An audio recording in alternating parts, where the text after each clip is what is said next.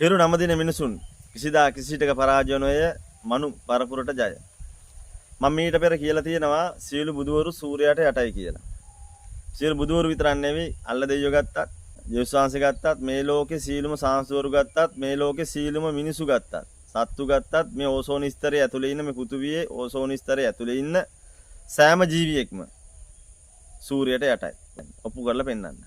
එහෙම නැහැ කියලා කෙනෙක් කියනවා නම් එන්න. පාස්ටර් රෝලකුයි හොඳ පුළුන් අබ දෙහිකුයි අරන් එන්නකෝ ඉස්සෙල්ලා. එහෙමද? සබාදහමේ මුලත් සූර්යයා. මේ සීලු ශිෂ්ටාචාරවල මානව පැවැත්ම සීලුම ශිෂ්ටාචාරවල මුලත් සූර්යයා. අද සූර්ය නැතුව අපිට එක විනාඩි 5ක් ඉන්න බෑ. නමුත් බුදුවරු නැතුව අපි ඉන්නවා, ජේසුස් වහන්සේ නැතුව ඉන්නවා, අල්ලා දෙවියෝ නැතුව ඉන්නවා. එච්චරයි. සූර්ය නැතුව ඉන්න පුළුවන් කෙනෙක් ඉන්නවා. එන ඕන జగතෙට විවෘතයි. එන්න කතා කරමු. මම සූර්ය වංශිකයෙක් විදියට අපිට ඕනවට නේ අපි ඉපදෙලා තියෙන්නේ මේ සූර්යයට ඕන හින්දා අපි උපද්දලා තියෙන්නේ. ඒක හොඳට මතක තියාගන්න. මේ ಜಾති ભેද, ආගම් ભેද, කුල මල ભેද අපි හදාගෙන පන්ති තානාන්තර හදාගෙන අපි මේ ගියාට මේක සූර්යයට ඕන හින්දා අපි මේ උපාදනය ඇති වෙලා තියෙන්නේ. අපිට ඕන විදියට නෙවෙයි. ඒතර කෙනෙක් නිවන් ගියත් සූර්යයෙන් ගැලවෙන්න බෑ. ඒක හොඳට මතක තියාගන්න. මොකද අපේ ඇඟේ තියෙන ශරීරයේ ඕරා එකක්. බණ භාවනා කරාම මේ ඕරා එක වැඩි දියුණු වෙනවා. අද විද්‍යාවෙන් හොයාගෙන තියෙනවා. ඕරා එකේ බලය. මේ ඕරා එකට සමහර අය කියන අපේ අය කළු කිරණ කියනවා, සුදු කිරණ කියනවා. අවු වැඩ කරොත් මේ කළු කිරණයක් කියනවා තියෙන, හොඳ වැඩ කරොත් සුදු කිරණයක් කියලා කියනවා. බුදු කෙනෙක් බුද්ධත්වයටපත් වෙන්නේ ආලෝක උදපාදී කියාගෙන, නැගෙනහිර බලාගෙන, සූර්ය දිහා බලාගෙන. අපේ අවසාන බුදුවරයවත් සූර්යයට පිටුපාල කවදාවත් වාඩි වෙලා නැහැ. ත්‍රාත්මක මොණරෙක් කියලා මෝර පිළිතේ සූර්ය නමස්කාර කරලා තියෙන බෝසත්යන් වහන්සේ කෙනෙක් නැහැ කියන්න බෑ. බුදුහාමුදුරුවෝ බුද්ධත්වයටපත් වෙලා සබාදහමේ මුල සූර්යය හින්දා. එතකොට ඇසපිය නොහෙලා බලාගෙන හිටියා ගහක් දිහා. බයටද? අමාරුවකටද? නෑ. තේරුම් ගන්න. බුදුරජාණන් වහන්සේත් එහෙනම් මේ සබාදහමට සූර්යයට ගරු කරලා තියෙනවා. එච්චරයි. සූර්යයට පිටුපාල කවදාවත් වාඩිලවත් නෑ. උන්වහන්සේ පිරිනමන පෑවට පස්සේ. මේක හොඳට මතක තියාගන්න. ඉස්ස උතුරට කකුල් දෙක දකුණට බටහිර බලාගෙන තමයි පිරිනමන පාන්නේ. බුදුරජාණන් වහන්සේ බුද්ධත්වයටපත් වෙන්නේ නැගෙනහිර බලාගෙන, සූර්ය දිහා බලාගෙන. පිරිනමන පානකොට සූර්ය පිටිපස්සෙන් ගියා. ඒ තමයි මේ ලෝකෙට පෙන්වුවේ. ලෝකෙට පෙන්වුවේ මේක. සූර්යගේ පිටිපස්සෙන් ගියා. දැන් අපේ ගම්වල මිනිස්සු මිය පරලොව ගියාම ඔළුව දාන්නේ බස්නාහිරට. ඒක තමයි සමස්තය මේ කියන්නේ. ගෙවල් ඉඩ නැති හින්දා කරන එක නේ සමස්තයක් වශයෙන් බස්නාහිර පැත්තට ඔළුව දානවා. බස්නාහිර පැත්තට ඔළුව දැම්මහම අහගන්න මේ කතාව. මේකයි කියන්නේ සූර්ය වංශිකයෙක්ගෙන් මේ වහගන්න. කකුල් දෙක කොහෙද තියෙන්නේ? දැන් බස්නාහිර පැත්තට ඔළුව දැම්මහම කකුල් දෙක තියෙන්නේ මේ මැරිච්ච මිනිස්සයාගේ නැගෙනහිරට. වැහිච්ච ඇස් දෙක ඇරියොත් වහිච්ච දෙක එකපාරට ඇරියොත් කොහෙද බලාගෙන ඉන්නේ? නැගෙනහිර. එහෙනම් අපි මැරෙන්නේ මැරුණත් අපි ඉන්නේ නැගෙනහිර බලාගෙන. මොකද්ද මේ කියන්නේ? ආයෙ එනවා. එන ඇත්ත. බස්නාහිරට ඔළුව දාලා නැගෙනහිර බලාගෙන තමයි තියෙන්නේ. බොඩි එක. එතකොට ඒ වැහිච්ච ඇස් දෙක ලාවට අරිනකොට නැගෙනහිර තමයි පේන්නේ. එහෙනම් නැගෙනහිර බලාගෙන තමයි මිනිහ තියන්නේ. ඒක හොඳට මතක තියාගන්න. ගැලවෙන්න බෑ. ආයෙ එනවා. සූර්ය දිහා. සූර්ය දිහා බලාගෙන තමයි මැරෙන්නේ. සූර්ය පස්සෙන් යන්න බෑ. සූර්ය පායල එන දිහා බලාගෙන ඉන්නේ. කොහොමද? සූර්ය පායල එන දිහා බලාගෙන තමයි අපේ මැරිච්ච මලකුණක් තියන්නේ. ඒක අතීතේ සම්ප්‍රදායක් විදියට ඒක ඇවිල්ලා තියෙන්නේ මේ මහා සම්මත මනුපරපුරේ ඉඳන් ඇවිල්ලා තියෙන්නේ මේ සිංහල කියන මේ ජාතියේ පුනරාගමනය සහ ආගමනයයි මේ කියන්නේ. ඒතකොට දැන් මේ දෙකම දිහා බලලා අපිට හැරම් ලක්ෂයක් තියෙනවා හැරෙන්න. ඒ හින්දා ඊට පස්සේ මේකම කියනවා රුවන්වැලි මහා සෑයේ බුදුරන් වහන්සේගේ ද්‍රෝණයක් ධාතු තියෙනවයි කියලා. ඒතකොට ද්‍රෝණයක් ධාතු තියෙනවයි කියලා ඒකේ ගේට්ටු දෙකක් දාලා වහලා තියෙනවා මේ නාගලෝකෙන් එනවයි කියලා. ඒ නාගලෝකෙන් ගේට්ටු අරගෙන මෙන්න ඕනේ. දැන් නාගලෝකෙන් එනවනම් කකුල් දෙකෙන් පයින් නෙවෙයි එන්නේ. අධ්‍යාත්මික බලයකින් එන්නේ. එතකොට එහෙනම් ඉතින් ගේට්ටු උඩින් උනත් එන්න පුළුවන්. ගේට්ටු වහන එක බොරුවන්නේ. නෑ එතන ඒ කරලා තියෙන්නේ මොකද්ද? ඒ නැගෙනහිර බලාගෙන ඒකට ඇතුල් වෙන්න බෑ. බුදුරජාණන් වහන්සේ ද්‍රෝණයක් දාලා තියෙන බුදුහාමුදුරුවෝ එතන ජීවමානව ඉන්නවා සමානයි. බුදුරජාණන් වහන්සේ බටහිර බලාගෙනනේ පිරුණම් පෑවේ. ඒතර මේ පැත්තෙන් කෙනෙක්ට ඇතුල් වෙන්න දෙන්නේ නෑ. ඒක තමයි ඇත්ත. ඒක ඉතින් අතීතේ පැරැන්නෝ මේක බයවත් දන්න ඕන හින්දා නාගලෝකෙන් එනවා. මේ බටහිර දොරටුවෙන් ඒකයි මේ වහලා තියෙන්නේ කියලා කියනවා. අදටත් කියනවා. එන නාගයෙක් නෑ.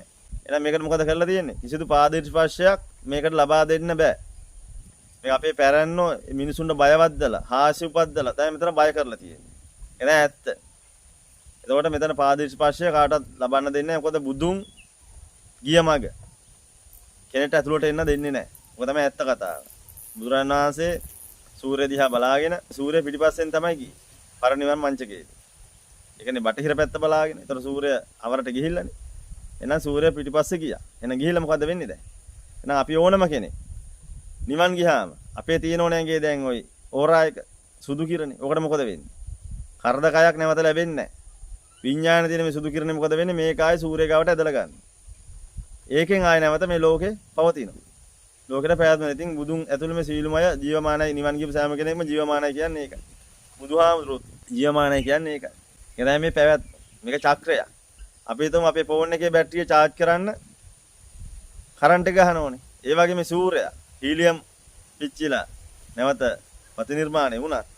අපි මේක විද්‍යාන පැත්තෙන් නැතුව අපි දහම පැත්තෙන් සූර්ය වංශයේ විදිහට මම කතා කිරීමේදී මම මේක පෙන්වලා දෙනවා.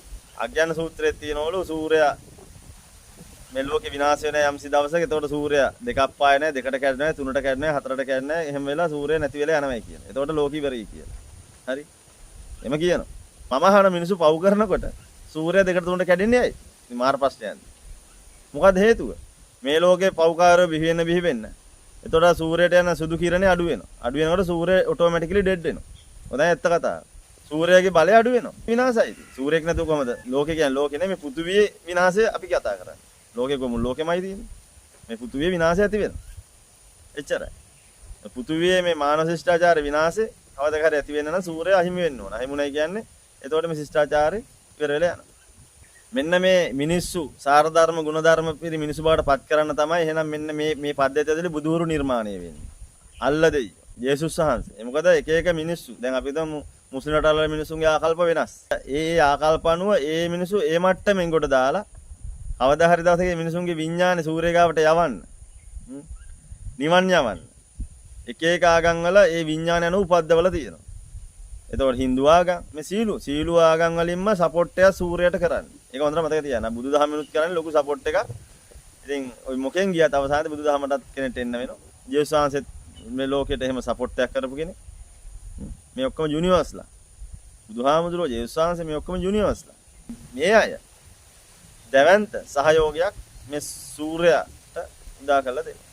ඒ සූර්යගේ පැවැත්මට තමයි මේ සීලුමය මේ අපි මනුසාත්මවල උප්පැද්දිය ලැබලා තියෙන්නේ. කට්ටියක් ඉන්නවා බුදුවරුන්ගේ දරුවෝ, ජේසුස් වහන්සේගේ දරුවෝ, අල්ල දෙවියන්ගේ දරුවෝ, Hindu ආගමේ ඉන්න දෙවි දේවතාවුන් වහන්සේලාගේ දරුවෝ, ඊශ්වර දෙවියෝ ඇතුළු එක නොඑක් සාංශවරුන්ගේ දරුවෝ ඉන්නවා.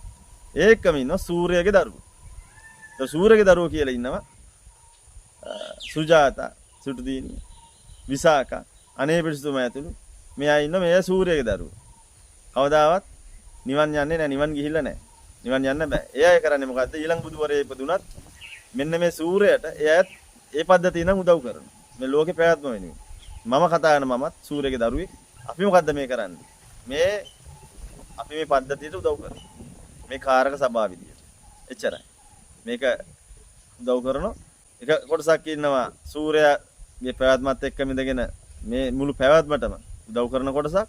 තව කොටසක් ඉන්නවා ඒ පැවැත්ම සූර්යයාගේ නිර්මාණය වෙනුවෙන් එයි බලය ලබා දීමේ දෙයට බලය සපයන්න. සූර්ය පව එක තා වැඩි දියුණු කරලා මේ ලෝකෙට තා පැවැත්ම ඔස්සේ තව ඇදීගෙන යන්න එයයි නිවන් ගිහිල්ලා. එයාලගේ සුදු කිරණ ශක්ති බලය මේ සූර්යයට ලබා දෙනවා. ඒතර මේක චක්‍රයක්. ඊට යට තමයි තියෙන්නේ මේ සබාදහම. සබාදහමේ මුල සූර්යයා. සූර්ය නැත්නම් සියල්ල ඉවරයි. එහෙනම් මේ මිනිස්සේ නිවන් ගියත් හිතනවා නෑ නිවන් ගියත් සූර්ය සමග ඔබගේ මේ හිරු කිරණත් එක්ක ඔබගේ ශක්තිය තියෙනවා මේ විශ්වයේ. රඳා පවතින. ඒක තමයි ඇත්ත. ඔබ නිවන් ගියා. ඒ මොකද හේතුව? දැන් ඕනම තැන ඕනම බලයක් තියෙන තැනක සූර්ය ශක්තිය තමයි තියෙන්නේ. දැන් අපි හිතමු දලනා වහන්සේගේ රැස් සිහිනේ විහිදෙන්නේ ජලය විහිදෙන්නේ නැහැනේ. සෝමාවතී රස්නේ විහිදෙන්නේ ජලය විහිදෙන්නේ නැහැ ආලෝකයනේ. ආලෝකය කියන්නේ එතකොට අපි ගිනිමැලයක් ගහන ආලෝකය නෙවෙයි. මේ යම්සි ආකාරයකින් බලයක් හට ගන්න. බලයක් තියෙයි කියන සෑම තැනකම ආලෝකය තමයි දීප්තිමත් භාවය තමයි මේ ලෝකෙට මේ විශ්වයේ තියෙන්නේ. ඒක තමයි ශක්තියක් බවට පත් වෙලා තියෙන්නේ. එතකොට බුදු කෙනෙක් බුද්ධත්වයට පත් වුණත් හිසේ ඉඳලා ඒ රශ්මි ධාරයේ ආලෝකය තමයි තිබ්බේ. ජලය පස් දෙවෙනි කැරක් හැමතිස්සෙම තිබ්බේ. එතකොට ආලෝකය. එතකොට ඕනම බලයක් තියෙන තැන ආලෝකය තමයි ඒකේ ප්‍රතිබිම්බ වෙන්නේ. ආලෝකය තමයි ශක්තිය බවට පත් වෙන්නේ. එහෙනම් ඒ ආලෝක ශක්තිය කෙසේද කොහොමද ලැබෙන්නේ? අපේ ශරීරයේ තියෙන ඕරා එකත් ආලෝකයක්. ඒ ආලෝකය හරහා තමයි මේ සියල්ල සංසිද්ධි වෙන්නේ. එහෙනම් සියලු බුදුවරු සූර්යයට යටයි කිව්වේ ඒකයි. ඒ මොකද සියලුම කෙනාට මේ ඕසෝන ස්තරේ ඉන්න සෑම කෙනෙක්ම සූර්යයට යටයි. මොකද සූර්යයා පැවැත්ම වෙනුවෙන් තමයි මේ සෑම දෙනාම මේ කාර්යයන් කරන්නේ. එතකොට මේක චක්‍රයක්. එතකොට මේක අපි තා වැඩි දුර කියන්නේ. එතකොට මේ චක්‍රේ මිනිස්සු රාගදේශ මොහ වලින් මත් වෙලා එක එකාට මරාගෙන විනාශ වෙනකොට එතකොට මේ ලෝකේ පැවැත්ම අහිමි වෙනවා. තණ්හාව, ක්‍රෝධය, වෛරය. එතකොට මේවා කැඩලා බිඳලා විනාශ වෙනකොට මෙන්න මේවා හදන්න තමයි බුදුවරු නිර්මාණය කරලා තියෙන්නේ. බුදුවරුන්ගෙන් කරන්නේ මොකද්ද? අන්නේ ඒ විනාශ වෙන දේ මෙත්තා කරුණා මුදිතා උපේක්ඛා යන ගුණානුභාවයෙන් ඒවා යථා තත්ත්වයටපත් කරනවා.